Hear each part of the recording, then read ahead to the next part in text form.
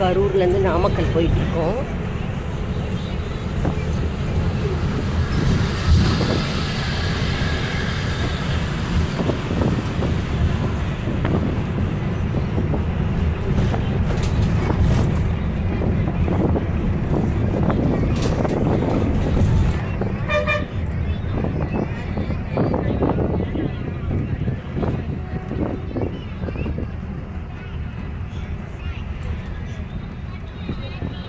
இன்றைக்கி நம்ம கரூர்லேருந்து நாமக்கல் போயிட்டுருக்கோம். அதாவது ஃபஸ்ட்டு திருச்செங்கோடு அர்த்தநாரீஸ்வரர் கோயிலை பார்த்துட்டு அதுக்கப்புறம் நாமக்கல் ஆஞ்சநேயர் கோவில், அதுக்கப்புறம் நரசிம்ம பெருமாள் கோயிலுக்கு போகலாம்.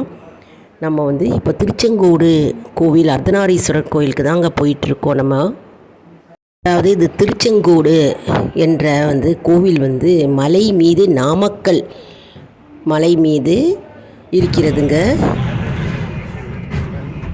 இந்த மலை 1500 படிக்கட்டு இருக்குங்க. கார்லேயே போகலாம், இல்லை நடந்தும் போகலாம். நாங்கள் காரில் போனோம். போகும்போது நிறையா பாறைகள், எக்கச்சக்க பாறைகள் இருந்தது, இயற்கை காட்சி இருந்தது, அங்கங்கே குரங்குகள் இருந்தது. பார்க்கவே ரொம்ப அருமையாக இருந்ததுங்க. சூப்பராக ஜாலியாக ஒரு ட்ரிப்பு.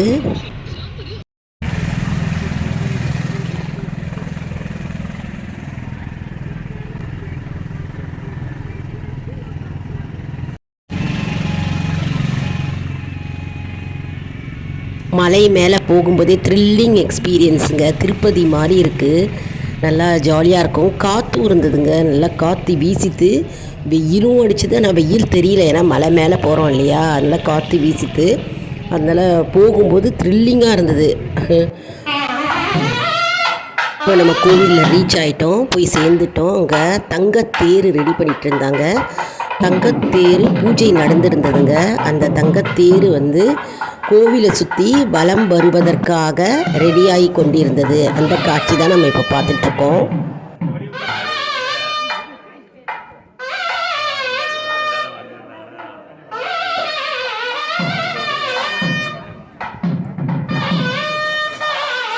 அருமையான தரிசனம். உங்கள் வீட்டிலேருந்தே நீங்கள் வேண்டிக் கொள்ளுங்கள்.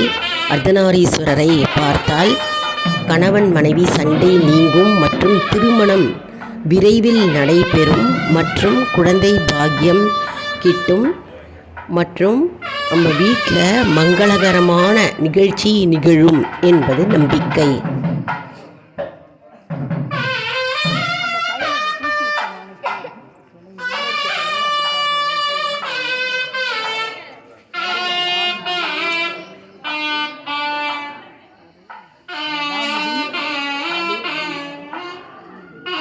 கோபுரம் மிகவும் அழகாக வடிவமைக்கப்பட்டிருக்கிறது.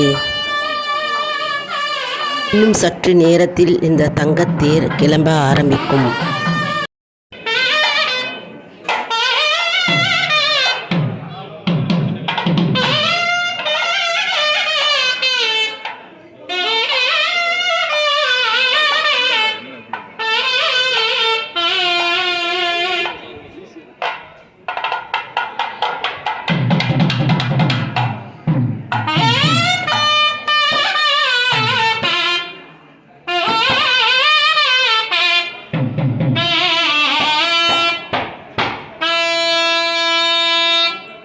அருள்மிகு அர்த்தநாரீஸ்வரர் திருக்கோயில் கொங்கு நாட்டு 7 தலங்களுள் இது ஒன்றாக கருதப்படுகிறது. அதாவது 2000 ஆண்டுகளுக்கு முன்னர் தோன்றிய கோயில். அதாவது இந்த கோயிலில் பார்த்தோம்னா கருவறையில் சிவபெருமானும் சக்தியும் சேர்ந்து ஒரே உருவமாய் அமைந்திருக்கிறார். அருள்மிகு அர்த்தநாரீஸ்வரரை திருஞான சம்பந்தரும் மற்றும் செங்கோட்டு வேலரை அருணகிரிநாதரும் பாடியுள்ளார். அதாவது முன்னொரு காலத்தில் ஆதிசேஷனுக்கும் வாயு பகவானுக்கும் உள்ள சண்டை ஏற்பட்டதாம். அதாவது கடும் போர் ஏற்பட்டு யார் வலிமையானவன் என்று மிகுந்த போர் ஏற்பட்டதாம். அப்பொழுது விண்ணில் பறந்து வந்த சிகரத்தில் இருந்து 3 பிளவுகளாக பிளந்து 3 துண்டுகளாக சிதறி செங்கோட்டு பகுதியில், செங்கோட்டு மலையில் விழுந்ததாம். அதுவே செங்கோடு திருச்செங்கோடு என்று பெயர் வந்தது. மேலும் இத்தலத்திற்கு வாயுமலை, சேடமலை, நாகமலை என்று பெயர்கள் உண்டு. திருஞான சம்பந்தரால் பாடப்பெற்ற திருத்தலங்களுள் இத்திருத்தலம் ஒன்றாகும். இத்திருத்தலத்தின் மலை திருச்செங்கோடு, அதாவது செங்கோடு, செம்மைக்கோடு. கோடு என்றால் மலை. இது சிவந்த நிறத்தில் காணப்படுவதால் இதுக்கு திருச்செங்கோடு என்று பெயர் வந்தது. அருள்மிகு அர்த்தநாரீஸ்வரர் திருக்கோயில் திருச்செங்கோடு மலைக்கு நாம் நடந்தும் செல்லலாம். இங்கு இருக்கும் இறைவி, அதாவது அம்மன், சிவனை அடைவதற்காக கேதார கௌரி நோன்பு இருந்து சிவனுடைய இடது பாகத்தை அடைந்தாள் என்று புராணங்கள் கூறுகிறது. மேலும் மரகத லிங்கத்தை வைத்து பூஜித்து இறைவனிடம் இரண்டர கலந்ததாக புராணங்கள் கூறுகிறது. பிரிங்கி முனிவர் மற்றும் அருணகிரிநாதரின் சிலைகள் இக்கோயிலில் அமைந்துள்ளது. இக்கோயிலின் கல்வெட்டுகளில் பார்த்தோம்னா 2000 ஆண்டுகளுக்கு முன்னால் இது கட்டப்பட்டதாக குறிப்பிட்டுள்ளது. சிவன் அர்த்தநாரீஸ்வரர் மலை மீது இருந்து அவர் மக்களுக்கு காட்சி அளிக்கிறார். சிவன் அர்த்தநாரீஸ்வரர் ஆணொரு பாகமும் பெண்ணொரு பாகமாகவும் மாதொரு பாகமாக காட்சி அளிக்கிறார். அர்த்தநாரீஸ்வரராக அரிய காட்சி இந்த கோயிலில் மட்டுமே காண முடியும். உலகத்தில் இருக்கும் இந்த கோயிலில் மட்டும்தான் நம்ம இந்த அர்த்தநாரீஸ்வரர் கோலத்தை நாம் காண முடியும். அர்த்தநாரீஸ்வரர் சிவபெருமானின் உருவ திருமேனியில் ஒன்று. நாகதோஷம் உள்ளவர்கள் அர்த்தநாரீஸ்வரரை வழிபடுகிறார்கள். பிரிந்த தம்பதியரை ஒன்று சேர்ப்பார் இந்த அர்த்தநாரீஸ்வரர் என்பது நம்பிக்கை. இந்த திருச்செங்கோட்டு அர்த்தநாரீஸ்வரர் கோவிலில் மார்கழி மாதத்தில் மரகத லிங்கத்திற்கு சிறப்பு அபிஷேகம், அர்ச்சனை, பூஜை செய்யப்படுகிறது. இந்த திருச்செங்கோடு அர்த்தநாரீஸ்வரர் ஸ்தலத்தில் பார்த்தோம்னா தல மரம் இலுப்பை மரம் மற்றும் தீர்த்தம் தேவ தீர்த்தமாக உள்ளன.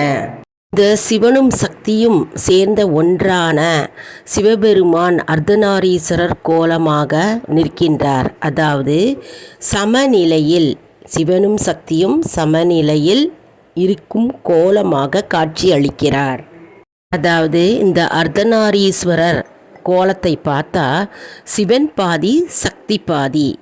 அதாவது சிவனில்லை சக்தி இல்லை, சக்தி இல்லையில் சிவன் இல்லை என்ற வார்த்தையை உணர்த்துகிறது. சிவனின் ஆண் உருவம் பாதியும் பார்வதியின் பெண் உருவம் பாதியும் சேர்ந்து ஒரே உருவமாக அர்த்தநாரீஸ்வரராக இந்த கோவிலில் காட்சி அளிக்கிறார். மிகவும் அற்புதமான மலைங்க. இந்த மலை கண்டிப்பாக நாம் எல்லாரும் தரிசிக்க வேண்டிய மலையாகும். இந்த மலையில் நம்ம இந்த அர்த்தநாரீஸ்வரரை தரிசித்தால் நம்முடைய வாழ்க்கையில் இருக்கும் பிரச்சனைகள் அனைத்தும் நீங்கும்.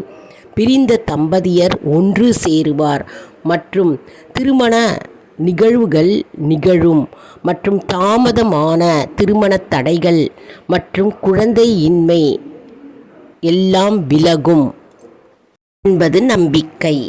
ஆணும் பெண்ணும் சமம் என்று தத்துவத்தை உணர்த்துகிறார் இந்த அர்த்தநாரீஸ்வரர் கோலமாகும்.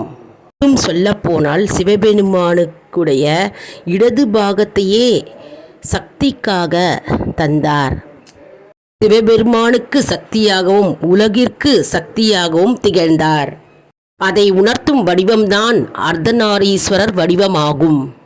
அழகிய செந்நிற மலையின் மீது அமர்ந்திருக்கிறார் இந்த அர்த்தநாரீஸ்வரர் சிவபெருமான். நாம் அனைவரும் கண்டிப்பாக இந்த கோவிலுக்கு சென்று பகவானை தரிசிக்க வேண்டும். எப்பொழுதெல்லாம் நேரம் கிடைக்குமோ அப்பொழுது திருச்செங்கோடுக்கு சென்று அர்த்தநாரீஸ்வரரை தரிசியுங்கள். வாழ்வில் வளம் பெறலாம். என்ன அன்பர்களே, இந்த வீடியோ உங்களுக்கு மிகவும் பயனுள்ளதாக இருக்கும் என்று நான் நம்புகிறேன். இந்த வீடியோவுக்கு ஒரு லைக் கொடுங்க. இதை மற்றவர்களுக்கும் ஷேர் செய்யுங்கள், அவர்களும் பயனடையட்டும். மேலும் ஆல் இன் ஒன் ஜோன் அன்பர்களுக்கு ஒரு அன்பான வேண்டுகோள். நம்முடைய கம்யூனிட்டி போஸ்ட்டில் கேள்வி பதில் நேரம் வருங்க. அந்த கேள்விகளுக்கு பதில் தாங்க. இதன் மூலம் நம்முடைய ஆன்மீக பயணம் எப்படி இருக்கிறது என்பதை நாம் தெரிந்து கொள்ளலாம். இது சப்ஸ்கிரைப் செய்தவர்களுக்கு மட்டுமே தெரிய வரும். அதனால் நம்முடைய சேனலை மறக்காமல் சப்ஸ்கிரைப் செய்து கொள்ளுங்கள். அடுத்த வீடியோவில் வேறு ஒரு தலைப்புடன் உங்களை வந்து சந்திக்கிறேன். நன்றி, வணக்கம்.